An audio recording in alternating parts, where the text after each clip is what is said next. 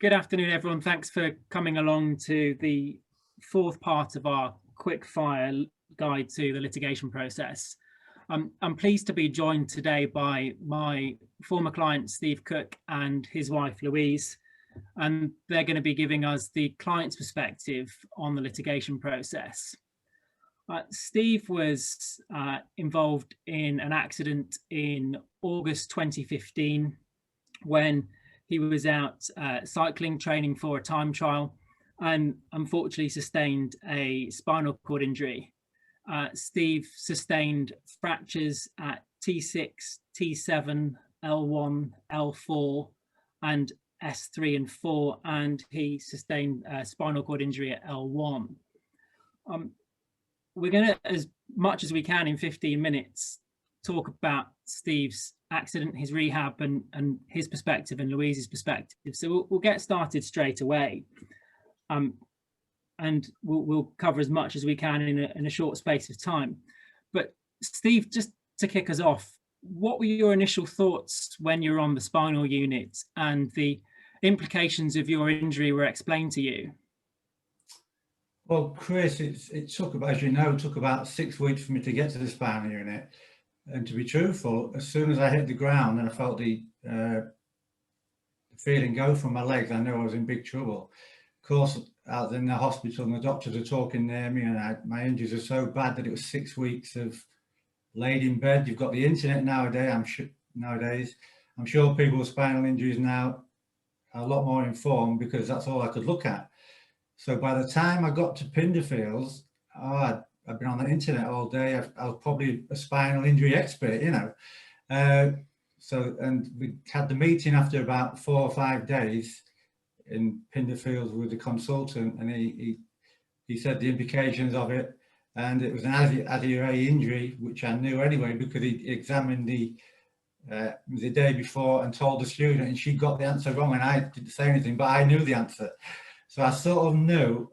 So I've been thinking about a lot of things with it, you know. It's a funny thing. It's a funny thing. You've got a lot of things going on in your mind. It's everything goes through your head. On the one side, you had the thought, how's this going to affect my marriage, my wife, my family, my house? How am I going to work? And then the athlete side of me was saying, because obviously I'd read about it was only a 0 to 3% chance of recovery. Well, I'm going to be in the 0 to 3% if I can. That's going to be my main target. And if I have to be a paraplegic, I'm going to be a blooming very good paraplegic. I want to be in the top 10, you know. And that was sort of the way I was thinking. That's the way I've always been an athlete. That's sort of my mentality. No, so absolutely. Sort of thoughts, yeah. And that came across to me absolutely the first time that I met you. Yeah. And Louise, the focus is often on the injured person, and like Steve said there, he was able to focus on his rehab and making the best possible recovery that he could. What were you thinking at this time, and what was your focus? Well, obviously at that time, it was to get a phone call like that was just the worst thing you can imagine. And as Steve touched on there, we were never really officially told about, we knew it was very serious, and we knew he was waiting for a spinal unit, but we never was really told. Not until we had a meeting actually with Stewarts that he wouldn't walk. That was the first time we heard it, and we was all together. And I was wondering how on earth I was going to hold it together with 2 lads at school.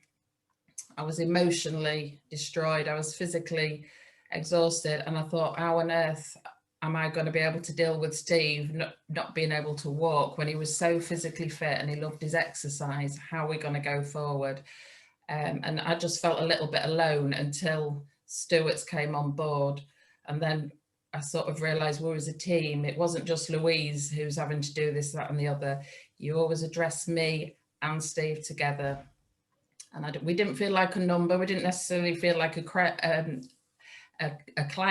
You treated us as like a friend in a professional way, and we knew that we could contact you anyway. So that took a big lot of pressure off us, but it was obviously a devastating time, as anyone in this position will be able to recall themselves, I'm sure.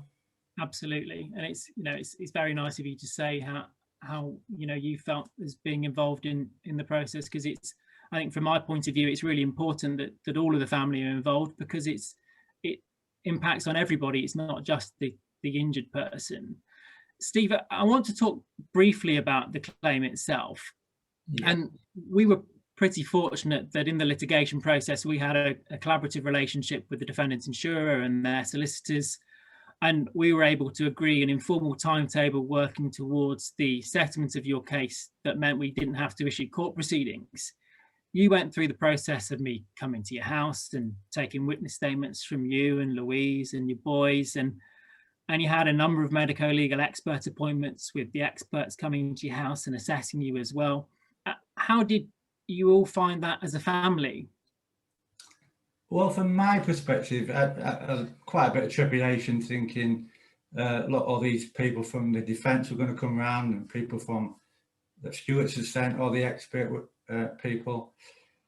But to be fair, you organised it all to times that suited us and Louise, and I thought, I was initially had a bit nervous about it, but the people, it was what it was. I was paralysed. There's, everything, the bowels and the bladder, everything that's involved with that. So it was not as if it was hiding anything. It is what it is. And I tried to put forward, I was honest to say, I want to get better from this. I'm not here because of the claim. My main focus is to get better. Obviously, I will need looking after with the claim if I don't, to be comfortable and to live as normal as possible. But my main goal was to actually improve my condition and live comfortably, And I was honest with the people, and I think that helped. It came across to them that I was trying to, I really was trying to, help myself as well as them help me, I don't know what Louise would say to that. I think, she had to have the interviews and the boys had to have the interviews. But from my perspective, it wasn't too bad at all, really. It was, it was not too bad a process. Obviously, I was going through the spinal stuff at the time as well and dealing with that. But the people were all great, and it's even, the expert from the defence, they're all caring people, and I got on well with them. So that's from my perspective. And I think that'll be reassuring for people that are newly injured, perhaps, to hear at the start of their litigation process that although we as your solicitors will instruct experts to come and see you, and the defendant's solicitors will instruct experts to come and see you, that they all approach you from the caring perspective of their relevant professions, whether that's a spinal injuries expert or a care expert, and it not perhaps as daunting as you thought it might have been. No, and that's right. Yeah, I mean, I wasn't going to stand up, and it was what it was. I was paralysed. They were all pleasant and nice, and they asked me everything, and I was honest with them. And for anybody else in that situation, that's all I'd say. Just be honest and let your feelings out to them as well. I think that's really useful advice. Yeah. I'm, for one, think we could easily spend a full 1 hour webinar talking about your rehab journey, conscious that we've probably got about 7 minutes to go. So I know in August 2016, you had a 6-week rehab program at Neurophysics in Australia with Ken Ware.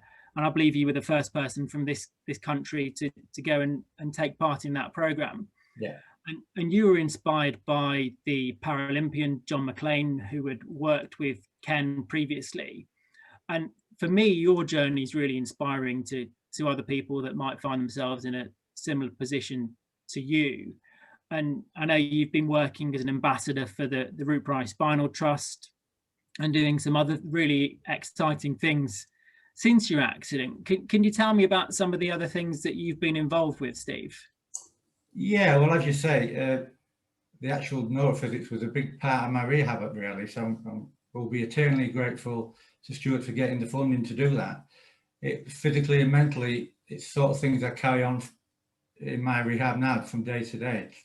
Yeah, so since that, as I say, my main goal was to get my legs moving again.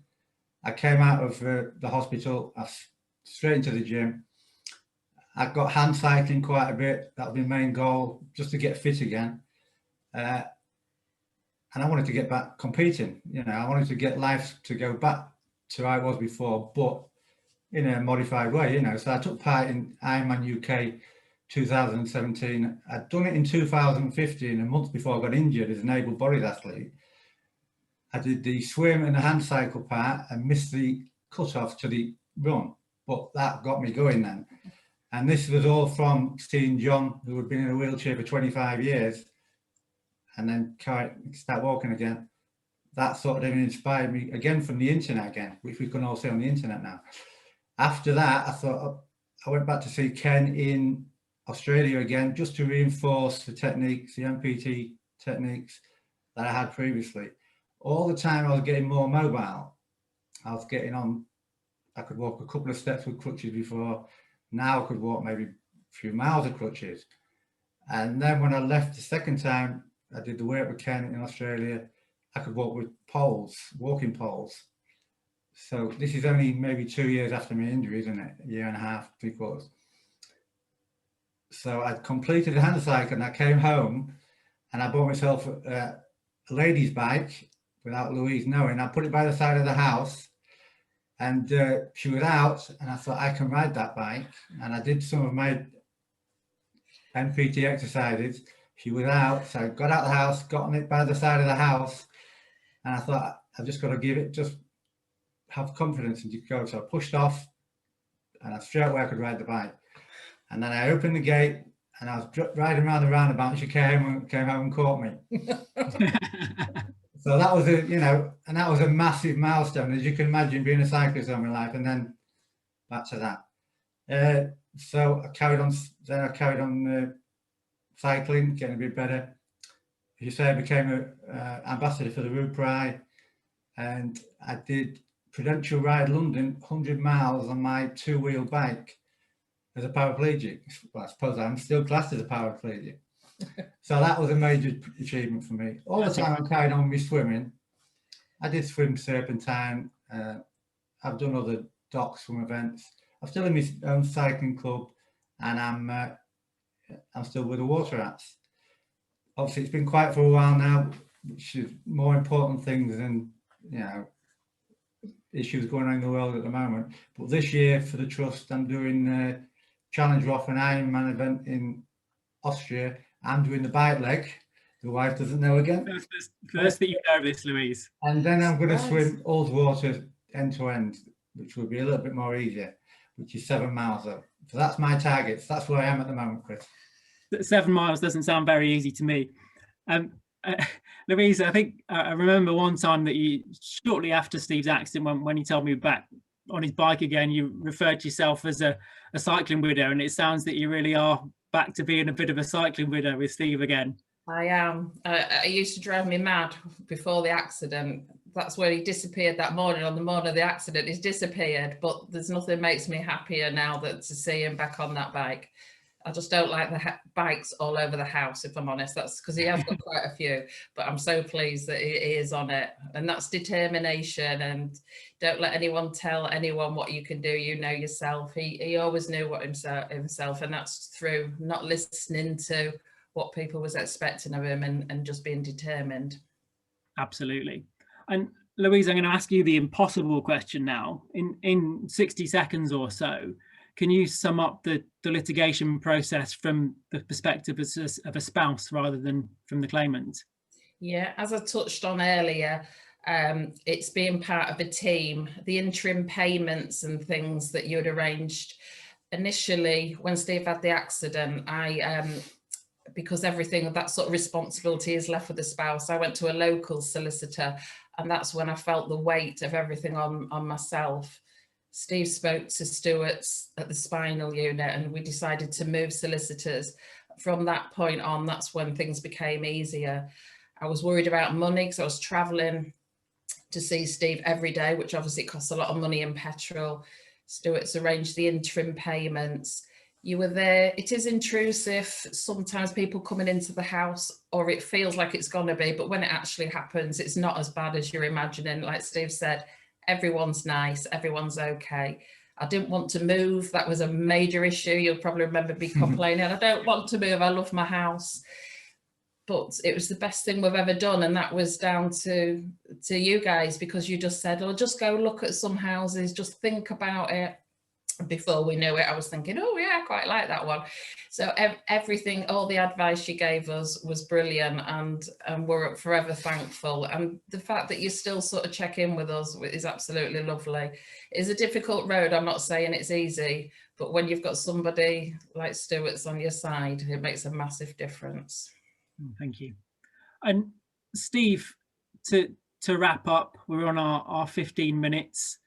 Do you have any words of wisdom or inspiration for people that find themselves newly injured? Well, Chris, as you say, we could talk for hours on this. It's all I would say to anybody in my position, the position I was 5 years ago, is just stay positive. Try and keep mentally positive. Take one day at a time. Nothing is set in stone with these injuries. No matter what anybody says, you can improve. You know, there's no 2-year window or anything. You know, I see people at my physio who are making progress after 10 years. It doesn't matter where you get to, just keep positive and just be the best version of you can be. That's your target. So try and think that, and then your family and all your friends will support you to get there. That's incredible, Steve. Thank you very much. Okay.